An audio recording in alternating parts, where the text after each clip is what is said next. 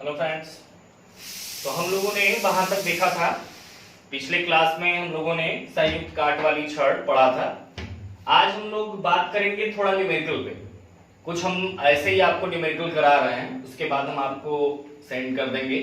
अभी अगर आप बुक नहीं लिए तो कोई बात नहीं, अभी थियरी में भी हम लोगों की 4-5 पॉइंट बची हुई है, 4-5 डेरिवेशन बचा हुआ।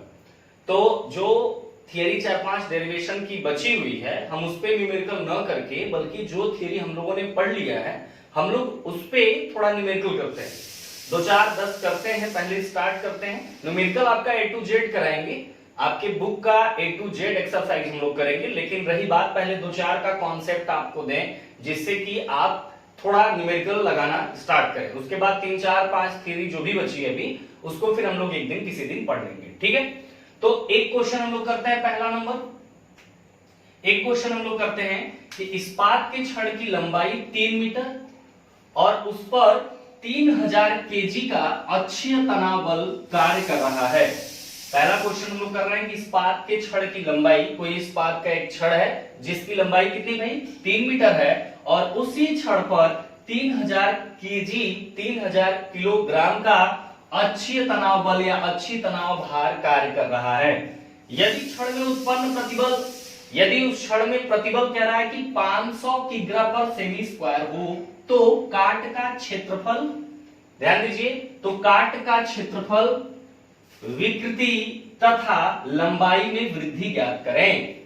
यदि ई का मतलब यंग मापांक, उस छड़ का, वो छड़ जिस पदार्थ का बना है उसका यंग मापांक अगर 2 × 10⁻⁶ केजी पर सेमी स्क्वायर हो, तो क्वेश्चन समझ में आया कि कोई एक इस्पात की छड़ है जिसकी लंबाई दिया हुआ है कि भाई 3 मीटर है और उसी छड़ पर 3000 केजी का भार कार्य कर रहा है, बल कार्य कर रहा है और कह रहा है कि उसमें उत्पन्न प्रतिबल, इतना भार के कारण उसमें प्रतिबल 500 किग्रा पर सेमी स्क्वायर हो, तो काट का क्षेत्रफल आपको ज्ञात करना है कि उसका क्षेत्रफल कितना होगा और उसकी विकृति, उसमें आने वाली विकृति कितनी होगी और उसके लंबाई में वृद्धि, उसके लंबाई में वृद्धि या उसके लंबाई में परिवर्तन कितना होगा वो पता करना है। और ई का मान, मतलब उस छड़ के लिए यंग मापांक का मान, ई का मान 2 × 10⁻⁶ केजी पर सेमी स्क्वायर हो, ठीक है। दूसरा क्वेश्चन जो है वो हम लोग बाद में करेंगे, पहले पहला क्वेश्चन करते हैं, ठीक है। तो सॉल्व 1, मतलब पहला क्वेश्चन हम लोग सॉल्व कर रहे हैं। अब देखिए न्यूमेरिकल कोई भी हम लोग सॉल्व करेंगे तो जो सबसे पहले पूरे क्वेश्चन में हमारा डाटा दिया होगा हम लोग उसको पहले लिख लेंगे, फिर हम लोग किसी बात पे विचार करेंगे। तो सबसे पहला हमारा काम होगा कि इस क्वेश्चन में जो भी चीजें दिया हुआ है उसको हम लिख लें। तो गिवन में क्या दिया है वो हम देखते हैं, या लिखें कि दिया है, क्या दिया है भाई ये देखते हैं।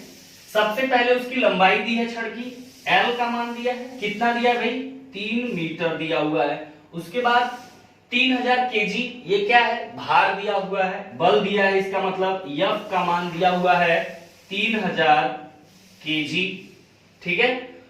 उसके बाद अक्षीय तनाव बल कार्य कर रहा है। यदि छड़ में उत्पन्न प्रतिबल, प्रतिबल कितना दिया हुआ है, प्रतिबल को किससे लिखते हैं P से लिखते हैं। प्रतिबल दिया हुआ है 500 केजी पर सेमी का स्क्वायर, ये प्रतिबल दिया हुआ है। तो काट का क्षेत्रफल और क्या दिया है, ई का मान दिया है, यंग मापांक दिया हुआ है, ई का मान दिया हुआ है 2 × 10⁻⁶ केजी पर सेमी का स्क्वायर। ये इतनी सारी चीजें दिया है, हमको अब ज्ञात क्या क्या करना है, हमको निकालना क्या क्या है।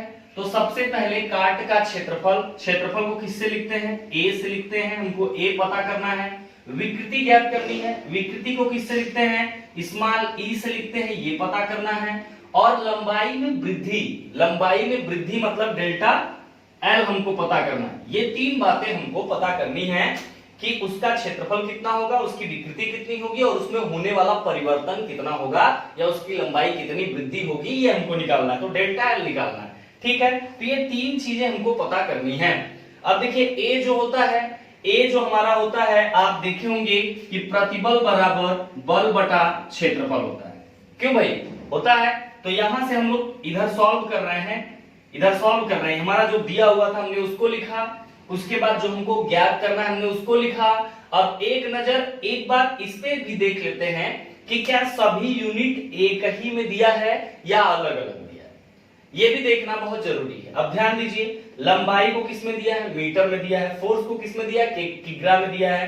प्रतिबल को किस में दिया है, किग्रा सेमी में दिया है। ई का मान किस में दिया है, किग्रा सेमी में दिया है। हमने आपसे कहा था कि इस चैप्टर की जो सवालें हम लोग सॉल्व करेंगे वह न्यूटन और एमएम में सॉल्व करेंगे, ये हमने आपसे कहा था। लेकिन हम यहां देख रहे हैं कि यहां ज्यादातर मान सेमी में दिया है और ज्यादातर मान केजी में दिया हुआ है, तो हम सभी को केजी और सेमी में बनाना हमारे लिए आसान होगा। देखिए, हमने वो जो कहा था आपसे कि सवालें ज्यादातर न्यूटन और एमएम में लगाई जानी चाहिए, तो उसमें ज्यादा चीजें न्यूटन में दी रहती हैं, ज्यादा चीजें एमएम में दी रहती हैं और हमको एक ही वैल्यू में रखने में आसानी होती है। लेकिन इसमें हम देख रहे हैं इस क्वेश्चन में कि इसमें ज्यादातर वैल्यू केजी और सेमी में दिया हुआ है, तो हम लोग भी केजी और सेमी में ही बना के अगर सॉल्व करें तो आसान होगा हमारे न्यूमेरिकल के लिए।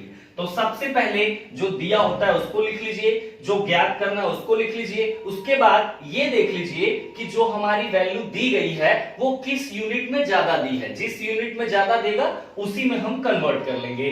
तो ये देखिए, केजी सेमी में ज्यादातर दिए हुए हैं, तो हमको केजी और सेमी में ही सबको बना लेते हैं। तो इसका मतलब आने वाला यहां से जो मान होगा उसके जो मात्रक होंगे वो भी केजी और सेमी के ही पद में आएंगे, क्योंकि हमने जब सारी वैल्यू केजी और सेमी में रखेंगे कहीं भी किसी भी फार्मूले में ले जाके, तो जो ज्ञात करने वाली चीजें हैं वो भी हमारी केजी और सेमी में आएगा। अगर यहां से कहा होता कि इनकी वैल्यू एमएम में बताइए या इसमें बताइए तो हम लास्ट टाइम में जाके कन्वर्ट करते, लेकिन ऐसा हमको नहीं कहा। हमसे कहा बस क्षेत्रफल ज्ञात कीजिए, किस मात्रक में पता करिए, ये नहीं बोला है। विकृति ज्ञात कीजिए, लंबाई में वृद्धि ज्ञात कीजिए, लेकिन ये कोई नहीं पर्सनल बोला है कि नहीं इस मात्रक में हमको चाहिए। तो आगे न्यूमेरिकल बढ़ते जाएंगे तो हम आपको समझाते जाएंगे।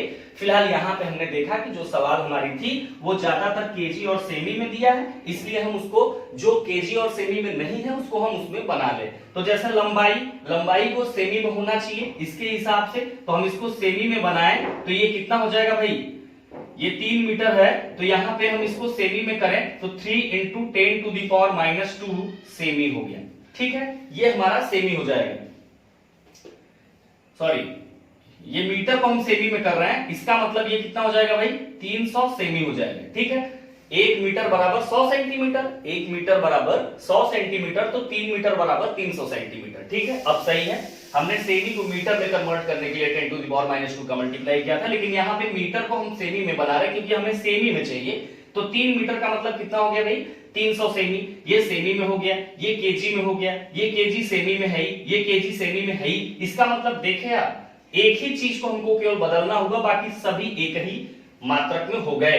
तो अब हम लंबाई को जहां रखेंगे वो 300 सेंटीमीटर रखेंगे, ये 3000 केजी रखेंगे, 500 केजी पर सेमी स्क्वायर रखेंगे, 2 × 10⁻6 केजी पर सेमी स्क्वायर में रखेंगे। ये हमारी सारी वैल्यू एक ही यूनिट में एक ही मात्रक में हो गई। अब हमें कोई दिक्कत नहीं। अब हम देखिए एरिया पे बात करते हैं, हमको एरिया निकालना है। तो आप जानते हैं कि चूंकि प्रतिबल जो होता है वो बल बटा के क्षेत्रफल के अनुपात के बराबर होता है। हमने प्रतिबल पढ़ाया था आपको, प्रतिबल जो होता है एकांक क्षेत्रफल पर लगने वाले बल को क्या कहते हैं भाई, प्रतिबल कहते हैं, या बल बटा क्षेत्रफल के अनुपात को क्या कहते हैं, प्रतिबल कहते हैं। इसका मतलब यहां से हमको क्षेत्रफल पता करना है, तो आपको अगर इसमें से क्षेत्रफल मतलब कैपिटल ए निकालना है तो उसमें प्रतिबल और बल का पता होना जरूरी है। अगर आपको प्रतिबल और बल पता है तो क्षेत्रफल पता है, तो क्या इसमें बल और प्रतिबल पता है? तो यहां से देखेंगे तो यहां से हमको F और P दोनों का मान पता है, इसलिए हम यहां से A मतलब A इधर लाएंगे तो A बराबर F बाई क्या हो जाएगा, P हो जाएगा। और F का मान क्या है 500 और P का मान क्या है, सॉरी F का मान कितना है भाई 3000 है और P का मान जो है वो 500 है। ठीक है, अब यहां से देखें तो ये 2 जीरो कैंसिल हो गया, 30/5 मतलब 6। अब मात्रक की बात हुई तो मात्रक का मतलब क्षेत्रफल है। अगर हम यहाँ पे मीटर स्क्वायर में रखे होते तो मीटर स्क्वायर में आता, अगर हम एमएम में रखे होते तो एमएम स्क्वायर आता, लेकिन हम यहाँ पे किस में रखे हैं, सेमी में रखे हैं, क्योंकि F का मान 3000 केजी पर सेमी स्क्वायर और 3000 केजी और P का मान है 500 केजी पर सेमी स्क्वायर। तो इसका मतलब अगर मात्रक देखें तो F का मात्रक रखे होते हैं यहाँ पे हम, तो मिलता हमको केजी, इसके प्रति क्या मिलता केजी पर सेमी स्क्वायर, केजी इसके बटा semi square, KG KG cancel हो जाता और ये क्या होता भाई सेमी स्क्वायर। जब आप सेमी में रखे हैं तो डायरेक्ट वो सेमी स्क्वायर में आएगा मात्रक। तो a इक्वल टू 6 सेमी स्क्वायर, ये इसकी वैल्यू हुई। तो एक चीज सॉल्व हुआ। दूसरा विकृति। अब विकृति का बेसिक फार्मूला हम जानते हैं कि विकृति बराबर डेल्टा एल बटा एल, यही होता है आकार में हुआ परिवर्तन बटा प्रारंभिक आकार। तो यहां से हमको निकालना क्या है भाई, विकृति निकालना है। तो विकृति निकालने का मतलब डेल्टा एल और एल पता होना चाहिए। तो हम यहां से देख रहे हैं कि डेल्टा एल तो हमें खुद ही ज्ञात करना है, इसका मतलब इसका मान हमें नहीं पता। तो जब डेल्टा एल ही नहीं पता है तो निश्चित तौर पे ई और एल ये दोनों नहीं, ये यहां से निकाले नहीं जा सकते, क्योंकि एल आपको पता है लेकिन ये दोनों नहीं पता है, तो ई का मान नहीं निकल पाएगा। इसका मतलब ये वाला फार्मूला हमारा लागू नहीं होगा। तो और कोई फार्मूला जानते हैं अगर वहां पे ई का मान पता हो तो? हाँ बिल्कुल जानते हैं कि चूंकि यंग मापांक ई बराबर प्रतिबल बटा विकृति, ये तो जानते हैं आप। इसमें ये बताइए कि कैपिटल ई और पी का मान पता है या नहीं? हाँ बिल्कुल पता है। ई का मान है 2 × 10⁻6 और पी का मान है 500 किग्रा पर सेमी स्क्वायर। इसका मतलब दोनों पता है तो विकृति हम निकाल सकते हैं आसानी से। तो ई का मान यहां रख दें तो ई बराबर पी बटा ई चला जाएगा यहां, और p का मान हमको दिया हुआ है कितना 500 और e का मान दिया हुआ है 2 × 10⁶।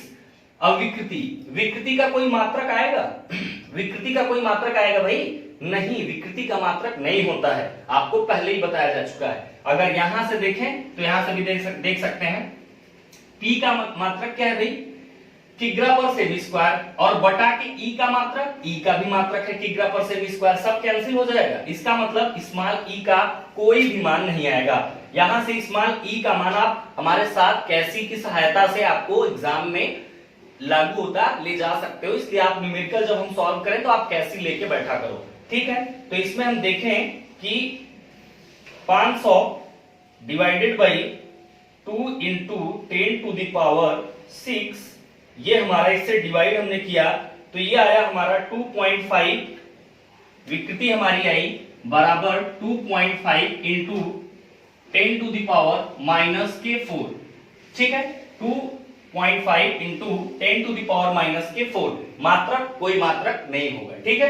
आप सॉल्व कर, हम देखिए प्रोसेस बताते जाएंगे, सॉल्व करने में हमसे गलती भी हो सकती है, तो आप कैसी से अपना एग्जैक्ट वैल्यू लिखा करिए, ठीक है। ये अपना चेक कर लिया करिए जरूर। तो ये हमारी हो गई विकृति का मान, ये दो चीज हम लोगों ने सॉल्व किया। तीसरा क्या पूछ रहा है भाई, डेल्टा एल। तो डेल्टा एल पूछ रहा है तो ई बराबर क्या जानते हैं, डेल्टा एल बटा एल, यही आपको बताया गया है। तो आपको विकृति का मान मालूम है, एल का मान मालूम है, तो क्या डेल्टा एल निकाल सकते हैं? बिल्कुल। तो डेल्टा एल बराबर हो जाएगा, ये इधर मल्टीप्लाई हो जाएगा तो ई इंटू एल, ई का मान जो है वो है 2.5 × 10⁻⁴ इंटू एल। एल का मान कितना नहीं 300 सेंटीमीटर है। तो यहां से सॉल्व कर ले, तो यहां से सॉल्व करेंगे तो 2.5 × 10⁻⁴ इंटू के 300, तो ये हो जाएगा आपका 0.075। क्या मात्रक कौन सा होगा? सब आप सेमी में रख रहे हो तो लंबाई में परिवर्तन ये भी किसमें होगा, सेमी में होगा। तो सॉल्व आप अपने से करिएगा, क्योंकि सॉल्व करेंगे हो सकता है हमसे यहां से सॉल्व करने में जल्दबाजी हो जाए, आप आराम से बैठ के सॉल्व करेंगे हमारे साथ तो कोई दिक्कत नहीं होगा, ठीक है। तो यहां से हमारा एक क्वेश्चन जो है वो पूरी तरह से सॉल्व हुआ। अभी छोटे छोटे आपको क्वेश्चन इसलिए बता रहे हैं क्योंकि छोटे क्वेश्चन जब आप सीख जाओगे तब हम बड़े क्वेश्चन में जाएंगे, तब आप आराम से सॉल्व करोगे, ठीक है। तो ये जो यहां तक हुआ है ये आप छाप लीजिए, ये पूरी तरह से सॉल्व कर लीजिए, ठीक है।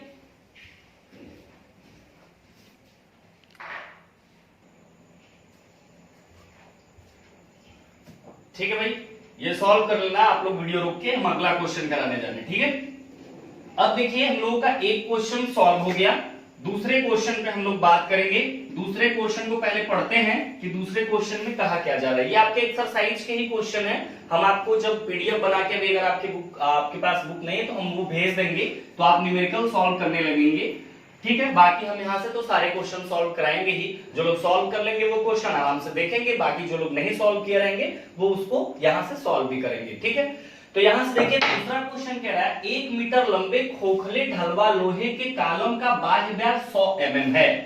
ध्यान दीजिए 1 मीटर लंबा है और कोई खोखला है ढलवा लोहे का, कोई खोखला हमारा 1 मीटर लंबा खोखला ढलवा लोहे के कॉलम का बनाया गया है का बाह्य व्यास 100 mm तथा आंतरिक व्यास 50 mm। मतलब अगर खोखली कोई चीज है, जैसे ये हमारा कोई ढलवा लोहे का एक हमारा कोई छड़ है जिसका जो खोखला है, खोखले का मतलब क्या है कि इसमें बाहरी व्यास बता रहा है ये कि ये बाहरी व्यास को किससे लिखते हैं, डी से। अब आउटर की बात हो रही है तो इसको डी नॉट या डी जीरो पढ़ते हैं, ठीक है।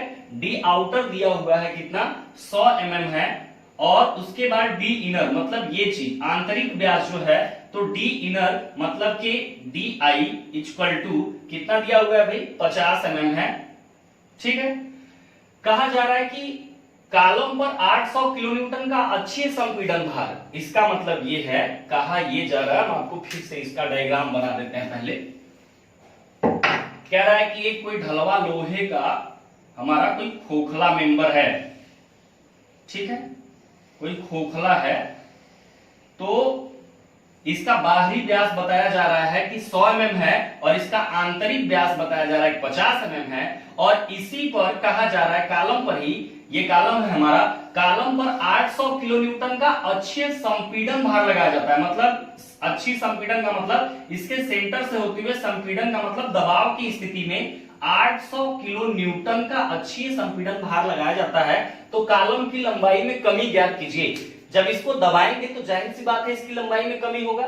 इसके ऊपर वाले क्वेश्चन में तनाव बल लगाया गया था, खींचा जा रहा था, तो उसके लंबाई में डेल्टा एल वृद्धि हो रही थी। वहां डेल्टा एल जो था उसको हम वृद्धि मान रहे थे, लेकिन यहाँ जो हम दबा रहे हैं 800 किलो न्यूटन से, तो यहाँ पर भी डेल्टा एल ही परिवर्तन होगा, लेकिन उसको हम कमी के नाम से जानेंगे, ठीक है।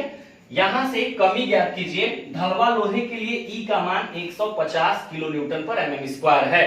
तो यहां से हम सबसे पहले क्या करते हैं भाई, सॉल्व जब करते हैं तो जो हमको गिवन होता है, जो हमको दिया होता है, जो हमारा डाटा है उसको सबसे पहले लिखते हैं। तो यहां से जो दिया है वो उसको सबसे पहले हम लिख लेते हैं। तो क्या 1 मीटर लंबे, ध्यान दीजिए स्टार्ट में ही लंबाई दे दिया है, लेकिन किसमें, मीटर में दिया हुआ 1 मीटर। ढलवा लोहे की कॉलम का बाह्य व्यास, व्यास को लिखते हैं डी से।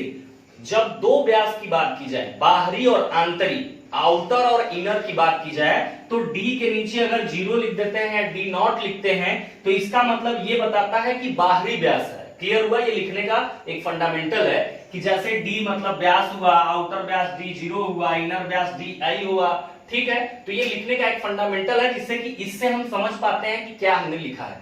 तो आउटर व्यास को डी नॉट से या डी 0 से, डी 0 कितना दिया हुआ है भाई बाह्य व्यास, ये बाहरी व्यास, बाहरी व्यास कितना हुआ है भाई, ये बाहरी व्यास दिया हुआ है 100 mm। इसका मतलब इसका मान दिया हुआ है कि ये 100 mm है। और आंतरिक व्यास इसका ये दिया हुआ है, ये चीज कितना है भाई, तो इसको लिखेंगे आंतरिक का मतलब डी आई कितना 50 mm, ठीक है। तो कह रहा है कि एक चीज और दिया हुआ है, ढलवा लोहे के लिए ई का मान, ढलवा लोहे जिस मटेरियल का बना है उसका यंग मापांक दिया हुआ है 150 किलो न्यूटन पर mm का स्क्वायर, ठीक है। अब हमको पता क्या करना है, कॉलम की लंबाई में कमी ज्ञात कीजिए। जब इसको हम दबाएंगे तो जाहिर सी बात है इसके लंबाई में परिवर्तन होगा, दबेगा, लेकिन परिवर्तन को तो डेल्टा एल से ही लिखते हैं। जहां तनाव बल लगाते हैं वहां डेल्टा एल लंबाई में वृद्धि हो जाता है, जहां पे दबाते हैं उसको तो वही डेल्टा एल कमी हो जाता है। तो इसका मतलब हमको उसके लंबाई में कमी मतलब डेल्टा एल पता करना है। क्लियर हुआ? तो जो दिया था मैंने उसको लिखा, जो पता करना है मैंने उसको लिखा। अब मेरी बात ध्यान से समझिए। अब हम सबसे पहले क्या करते हैं, अब सॉल्व करने से पहले हम लोग ये देखते हैं कि सब एक ही मात्रक में है या नहीं है। तो ध्यान दीजिए, लंबाई का मान मीटर में दिया है, व्यास का मान mm में दिया है, ई का मान किलो न्यूटन mm में दिया है। तो एक बात तो स्पष्ट है कि mm वाला ज्यादा फंडामेंटल है, mm का ज्यादा इसमें बात की गई है। तो इसको भी हम mm में कर लें तो 1 मीटर बराबर 1000 mm होता है। तो एक ही मीटर है तो हम कहेंगे कि 1000 mm हो गया। 2 मीटर होता तो 2000 mm हो जाता, 5 मीटर होता तो 5000 mm हो जाता, ठीक है। मतलब ये है कि 1 मीटर में 100 सेंटीमीटर, 1 mm में 1000, 1 मीटर में अगर mm में देखें तो 1000 mm हो जाता है। ठीक है, तो यहां से डेल्टा एल हमको बताना है।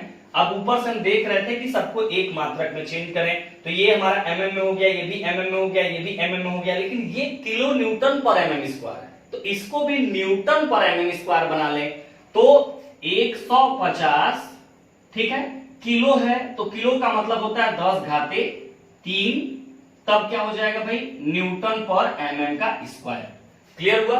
इसका मतलब किलो न्यूटन को हमने किसमें बना लिया, न्यूटन पर mm स्क्वायर में। अब हमारी सारी चीजें, ये भी mm में, ये भी mm में, ये भी mm में और ये भी न्यूटन पर mm स्क्वायर में, तो सब mm और न्यूटन में हो गया। तो यहां से जो डेल्टा एल है, जो कमी होगी, जब आपने सब mm में रखा है तो डेल्टा एल भी फाइनली लास्ट टाइम में क्या आएगा, mm में ही आएगा। क्लियर हुआ? तो अब डेल्टा एल निकालने के लिए हम देखें कि डेल्टा एल कैसे निकलेगा। ठीक है, अब देखिए डेल्टा एल निकालने की जो बात होगी, तो हम जानते हैं कि डेल्टा एल जो होता है वो विकृति के फार्मूले में आता है। पहले आप पूरी बात सोचा करिए, अभी आप नए हैं इसके वजह से आप सारी बात सोचा करिए कि डेल्टा एल हमको निकालना है तो किन किन फार्मूलों में वो आता है। जिन जिन फार्मूलों में आएगा उनमें की बातें अगर पता रहेंगी तब तो निकलेगा, नहीं तो फिर दूसरे डेल्टा एल पे विचार करेंगे, दूसरे फार्मूले में डेल्टा एल आता है तो उस पे देखेंगे कि उससे निकल रहा है कि नहीं निकल रहा है। तो हम सबसे बेसिक फार्मूला जानते हैं डेल्टा एल के लिए कि विकृति वाला होता है। तो यहां से हमको अगर डेल्टा एल पता करना है तो एल और ई दोनों पता होना चाहिए। तो एल का मान आपको पता है या नहीं पता है? हाँ, एल का मान आपको पता है, लेकिन स्मॉल ई विकृति का मान पता है? विकृति का मान हमको नहीं पता है। ठीक है, इसका मतलब यहां से हमारा निकलने वाला ये है नहीं। क्लियर हुआ? इसका मतलब ये है कि हम ये भी जानते हैं यंग मापांक का मान दिया हुआ है, तो इस फार्मूले पे बात करें कि E बराबर होता है प्रतिबल बटा के विकृति, ये होता है।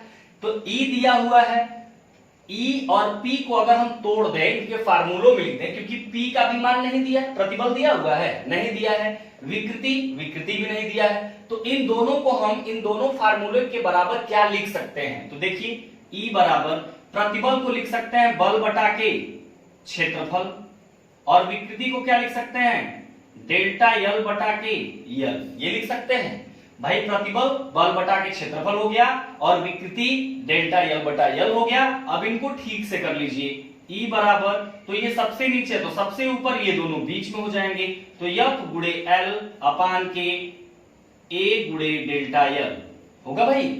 इसका मतलब ये वाले फार्मूले से हमने देखा कि प्रतिबल और विकृति के फार्मूले को तोड़ दिया तो ये चीज हमको मिल गई। अब इसमें हमको क्या निकालना है, डेल्टा एल निकालना है, तो इसको इधर भेज दें, तो डेल्टा एल बराबर ऊपर वाला तो एफ एल रहेगा ही, एफ इंटू एल, नीचे क्या हो जाएगा, पहले से ए है ये यहां चला गया तो ई यहां चला जाएगा, तो ए इंटू ई।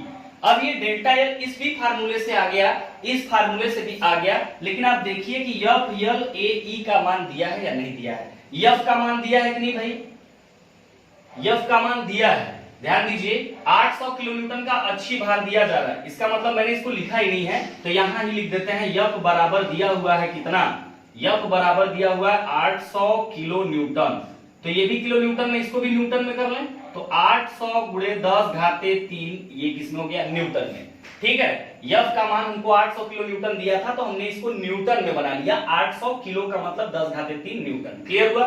तो एफ का मान दिया है, एल का मान 1000 mm, ए का मान डाया दिया है तो क्षेत्रफल निकल जाएगा, बिल्कुल निकल जाएगा, ई का मान दिया है। क्लियर हुआ? तो यहां से हम मान रखते हैं डेल्टा एल बराबर, एफ का मान है 800 गुणे 10 घाते 3 गुणे एल, एल का मान कितना है भाई 1000 बटा के ए का मान हम आपको यहां से निकाल के दे देते हैं। ध्यान दीजिए ए का मान, ए चूंकि अगर कोई सॉलिड होता, वही छड़ हमारा ये कॉलम अगर सॉलिड होता और वृत्ताकार होता तो उसका क्षेत्रफल होता π/4 d स्क्वायर। अगर आपको नहीं पता तो आप लिख लीजिएगा कि ये ठोस वृत्ताकार काट का क्षेत्रफल है, वृत्ताकार काट का क्षेत्रफल का फार्मूला है। ठीक है, और अगर खोखले की बात की जा रही है, अगर खोखले की बात की जा रही है तो ये होता है π/4 डी आउटर का स्क्वायर माइनस के